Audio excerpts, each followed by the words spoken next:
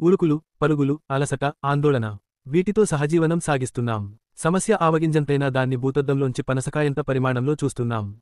అయితే, జీవితం అంటేనే అంతులేని పోరాటం. ఎన్ని సమస్యలు ఎదురైనా వాటినుంచి విముక్తి పొందేందుకు ప్రయత్నించాలి. అందుకు ధ్యానం తోడ్పడుతుంది. దాని ద్వారా ఆరోగ్యం, ధైర్యం, దూరదృష్టి, తెలివితేటలు, సామర్థ్యం ఈ లక్షణాలన్నీ అలవడతాయి. విజయానికి దగ్గర చేస్తాయి. రోజుకో ఆపిల్ తింటే వైద్యుడి అవసరం రాదన్న చందాన, రోగం ధ్యానం చేసేవారి దరిచేరదు.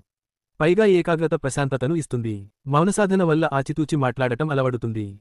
స్నేహం, ప్రేమ, కరుణ పెంపొందుతాయి. నిద్రాణంగా ఉన్న శక్తి సామర్థ్యాలు వెలికి వస్తాయి. శత్రువును కూడా మిత్రుడిగా మార్చుకోగల శక్తి ధ్యానం ద్వారా సిద్ధిస్తుంది. ఊపిరి మీద యువత దృష్టి పెడితే వారు వాయుపుత్రుడంతటి వారవుతారు. కృతజ్ఞతాభావం అలవడుతుంది. క్షమించమని అడిగే ధైర్యం, క్షమించగలగడం ఇవన్నీ ధ్యానం వలన లభించే ఫలాలు. సంతోషం తాత్కాలికం కనుక శాశ్వతమైన ఆనందం కోసమే మన ప్రతి అడుగు పడాలి. అప్పుడు ఆ ప్రయాణం నిజంగా బ్రహ్మానందమే. ఆలోచనలను అదుపు చేసుకోగలిగితే నిత్యయవ్వనమే. మనసు మర్కటం లాంటిది. అది మనకు యజమాని అయితేనే ప్రమాదం. ఆ మనసును నియంత్రించగలిగే సాధనమే ధ్యానం. మనసు ఓ ఆబోతులా కోరికలనే రంకెలు వేస్తుంటుంది. దాన్ని శ్వాస అనే తాడుతో ధ్యాన మనే చెట్టుకు కట్టడమే అందరికీ శ్రేయస్కరం.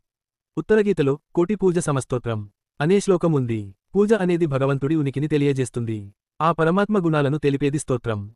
పదే పదే దైవాన్ని తలచుకుంటూ చేసేది జపం. భగవంతుడు ఎక్కడో లేడు, మనలోనే ఉన్నాడని తెలిపేదే ధ్యానం. చివరికి మనమే భగవత్ లక్షణాలను అలవర్చుకోవడం లయగా చెబుతాం. అదో దివ్యమైన మోక్షం. కోటి పూజల కన్నా ఆ అంతర్యామికి ఒక్క స్తోత్రం చాలు. కోటి స్తోత్రాలెందుకు?